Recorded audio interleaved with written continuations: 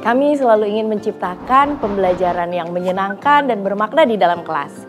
Karena hal itu akan sangat membantu mengembangkan kemampuan pondasi para murid.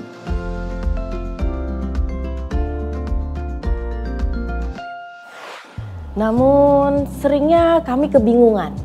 Gimana sih cara merancang dan melaksanakan pembelajaran yang menyenangkan dan bermakna untuk membina kemampuan pondasi murid di kelas 1 dan 2? Kami ingin memastikan tujuan pembelajaran tercapai dan kemampuan pondasi mereka juga terbina. Untuk mengatasi masalah ini, kami berusaha memaksimalkan perencanaan dan penerapan modul ajar yang bisa membina kemampuan pondasi dalam setiap mata pelajaran. Dengan begitu, pembelajaran jadi lebih efektif dalam mencapai tujuan dan membina kemampuan pondasi murid. Di sekolah kami, pembuatan modul ajar dibuat bersama-sama oleh semua guru kelas 1 di setiap minggunya. Proses ini dimulai dengan membahas hasil asesmen awal dan hasil refleksi di minggu sebelumnya. Jadi, kami bisa memahami kemampuan dan karakteristik masing-masing murid. Dengan cara ini, modul ajar yang kami buat jadi lebih sesuai dengan kebutuhan dan kemampuan belajar mereka. Ibu-ibu, ternyata berdasarkan hasil asesmen awal, masih banyak murid kita yang perlu ditingkatkan kemampuan kognitifnya. Di kelas mereka masih terlihat kesulitan dalam memahami dan mengikuti instruksi atau petunjuk lisan yang kita berikan. Nah, jadi sepertinya untuk membina kemampuan fondasi ini, kita bisa membuat sebuah aktivitas yang menyenangkan, tapi terintegrasi melalui mata pelajaran pendidikan Pancasila dan bahasa Indonesia.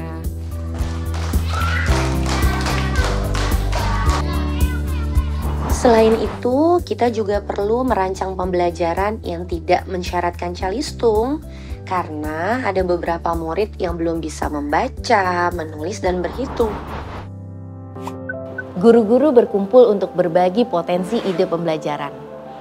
Kami membahas poin-poin penting seperti cara mengintegrasikan mata pelajaran, kesesuaian materi dengan capaian dan tujuan pembelajaran, efektivitas waktu, kendala yang mungkin muncul, dan kemampuan pondasi yang ingin kami bina.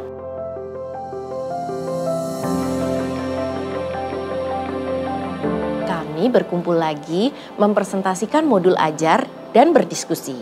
Tujuannya, kami sesama guru menyamakan persepsi atas materi yang diajarkan, serta memastikan bahwa setiap materi bukan sekedar untuk diketahui, melainkan penting untuk dipahami dengan baik.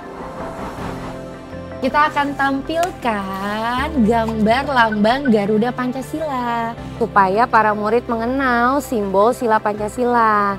Serta ini akan membantu menstimulasi kemampuan kognitif mereka termasuk berpikir dan memahami informasi yang akan diterima.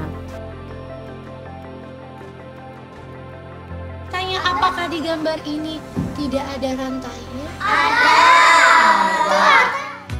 Pembelajaran simbol Pancasila ini nanti akan kita buat secara berkelompok. Tujuannya agar mereka bisa terlibat bersama dengan teman-temannya.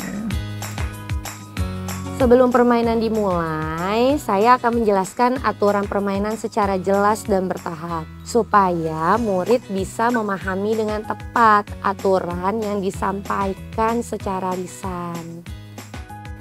Setiap kelompok diminta untuk menyusun puzzle Garuda Pancasila. Nah, kegiatan ini membina kemampuan kognitif mereka untuk memecahkan masalah, serta murid juga akan berpikir bagaimana cara membagi tugas dalam kelompok.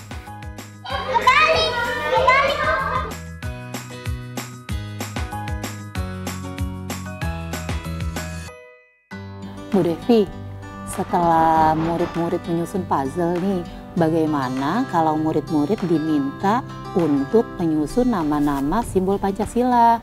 Itu kan juga termasuk dari tujuan pembelajaran kita untuk meningkatkan kepekaan murid terhadap bentuk dan bunyi huruf.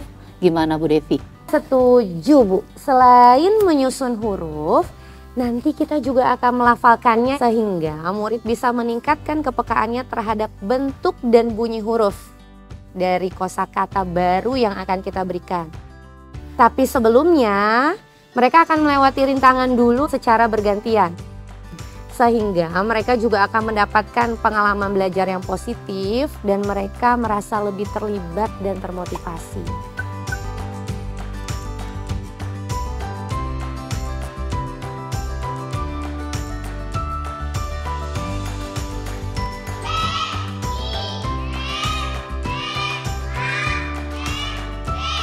Nama simbol silanya apa? Bintang. Bintang. Bintang huruf pertamanya. Huruf pertamanya. Dengan adanya modul ajar, kami para guru tidak lagi bingung. Karena modul ajar ini jadi panduan utama selaras dengan capaian dan tujuan pembelajaran, serta dapat membina kemampuan pondasi murid.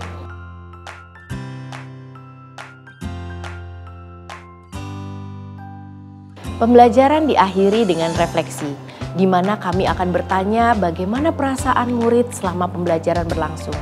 Di sini, murid juga akan menceritakan tentang apa yang mereka rasa dan pelajari. Kami mencatatnya pada lembar refleksi yang akan menjadi data pendukung dalam pembuatan modul ajar di minggu berikutnya. Penggunaan hasil asesmen awal, hasil refleksi, serta kolaborasi antar guru saat merencanakan pembelajaran sangat membantu kami dalam merancang modul ajar yang sesuai dengan kebutuhan belajar anak. Data asesmen awal membantu kami untuk mengetahui kemampuan pondasi yang masih perlu kami lanjutkan pembinaannya. Hasil refleksi dari kegiatan pembelajaran sebelumnya menjadi pertimbangan untuk melakukan berbagai strategi pembelajaran. Dan tentunya dengan bantuan rekan guru lain dapat memberikan inspirasi pada saat perancangan modul ajar.